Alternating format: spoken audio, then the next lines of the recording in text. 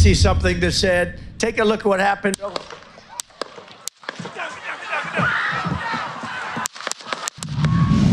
Mantan presiden sekaligus bakal calon presiden dari Partai Republik AS, Donald Trump, ditembak oleh sniper saat tengah berkampanye di Butler, Pennsylvania pada Sabtu 13 Juli. Berdasarkan kronologi yang dihimpun BBC, suara letusan keras terdengar pada 5 menit pertama saat Trump berbicara, disusul teriakan dari kerumunan yang merunduk demi menghindari sejumlah peluru yang ditembakkan ke arah panggung. Namun di tengah keributan yang terjadi, muncul berbagai spekulasi mengenai serangan ini. Lalu siapakah yang harus bertanggung jawab dalam serangan ini?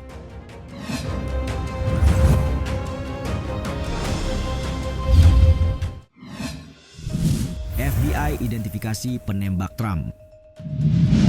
Sesaat setelah suara tembakan terdengar, Donald Trump yang tengah berpidato terlihat bersembunyi di balik podium demi menghindari rentetan tembakan yang membabi buta.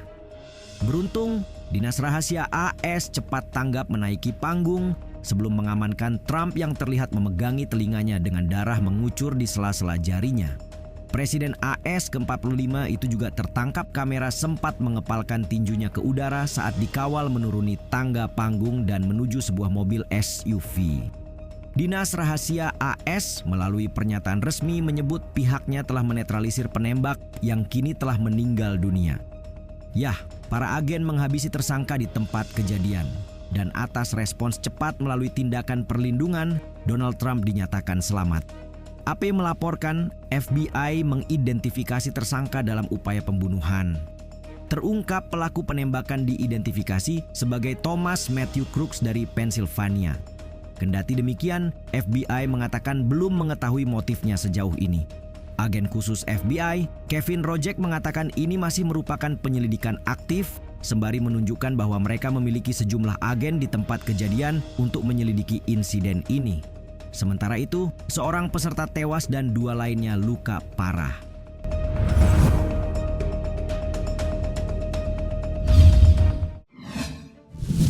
Partai Republik salahkan Biden.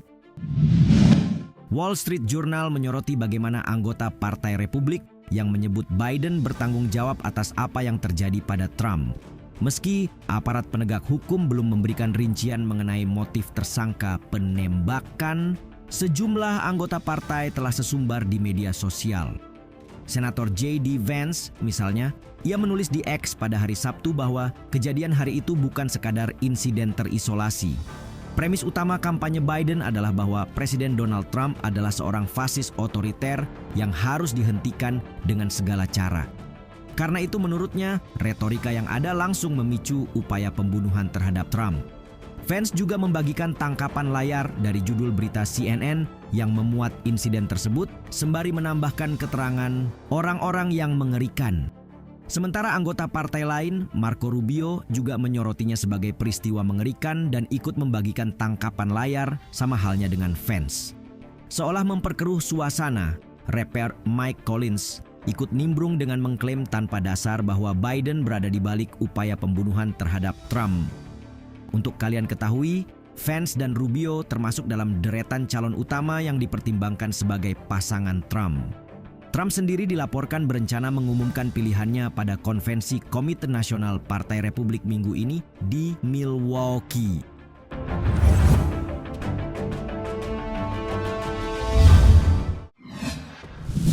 Ramai-ramai tuduh deep state dan sayap kiri.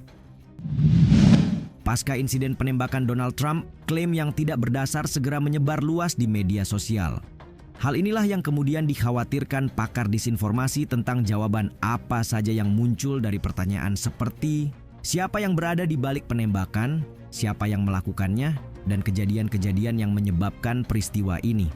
Sejumlah platform sosial media seperti Gap, Truth Social, dan Parler memuat tokoh-tokoh sayap kiri sebagai kambing hitam dalam informasinya. Mereka bahkan membangun gagasan bahwa deep state atau komplotan rahasia di dalam pemerintahan berusaha menghentikan Trump untuk kembali ke Gedung Putih. Postingan jenis ini pun dengan cepat ditandai suka oleh kelompok sayap kanan. Disinformasi ini juga menyebar di X, Telegram, dan Facebook hingga Instagram. Di sisi lain, beberapa pengguna media sosial mengklaim bahwa pelaku penembakan adalah anggota kelompok sayap kiri Antifa atau bahkan bertindak atas nama individu transgender. Namun sekali lagi, tidak ada postingan yang memberikan bukti untuk mendukung teori-teori mereka. Peneliti disinformasi Amanda Rogers telah menggambarkan kebisingan yang terpolarisasi, tidak terkendali, dan didorong oleh konspirasi dalam respons media sosial mengenai peristiwa penembakan sebagai lingkaran kotoran yang berkelanjutan. Menurutnya ini pernah terjadi sebelumnya namun skalanya baru dan meresahkan. Sebab perbincangan akan difokuskan pada motivasi penembak dan dampaknya terhadap pemilu.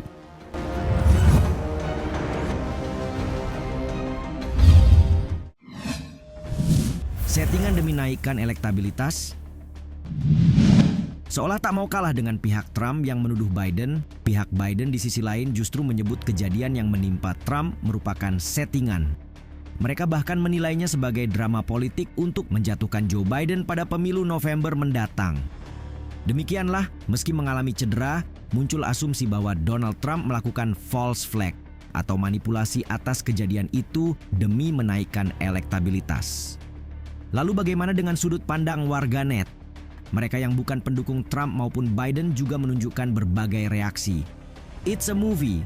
Sit back, enjoy your popcorn," tulis mereka dalam sebuah komentar. Kemudian ada warganet lain yang menjabarkan dua kemungkinan. 3 kali tembakan semua meleset. Hanya ada 2 kemungkinan.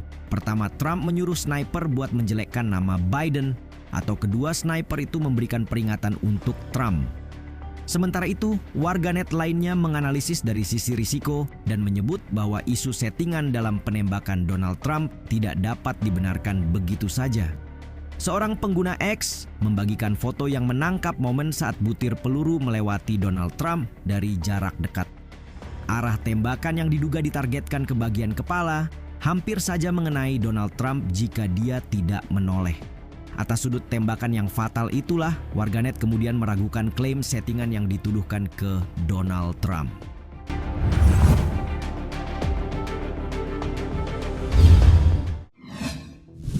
Teori konspirasi berkembang dengan pesat. Ancaman pembunuhan di tahun politik merupakan peristiwa besar. Karena itu, bersamaan dengan sedikitnya rincian tentang apa yang sebenarnya terjadi, membuat teori konspirasi menjamur dengan cepat di dunia maya. Seluruhnya dari mereka seperti tersedot. Para ahli teori konspirasi, operator politik, dan oportunis media sosial mengambil keuntungan dari situasi terbuka ini dengan menyebarkan klaim-klaim yang tidak terverifikasi. Sebagaimana dilakukan Alex Jones, ahli teori konspirasi terkenal itu menyiarkan langsung ke ratusan ribu orang di X setelah insiden terjadi. Dalam serangkaian postingan yang dilihat jutaan kali pada hari Sabtu, Jones menyalahkan Deep State. Akun lainnya dengan ratusan ribu pengikut seperti QAnon juga menghasilkan jutaan penayangan atas tema yang diangkat dari peristiwa ini.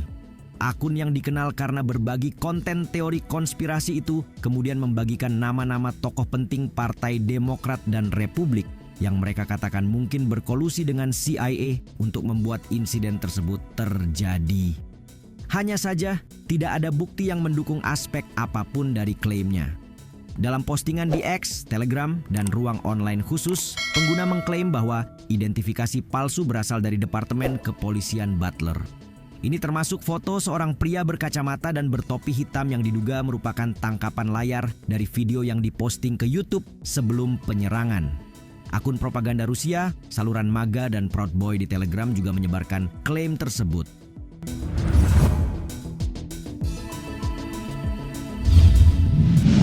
Hingga berita ini ditulis, informasi simpang siur masih bertebaran di dunia maya.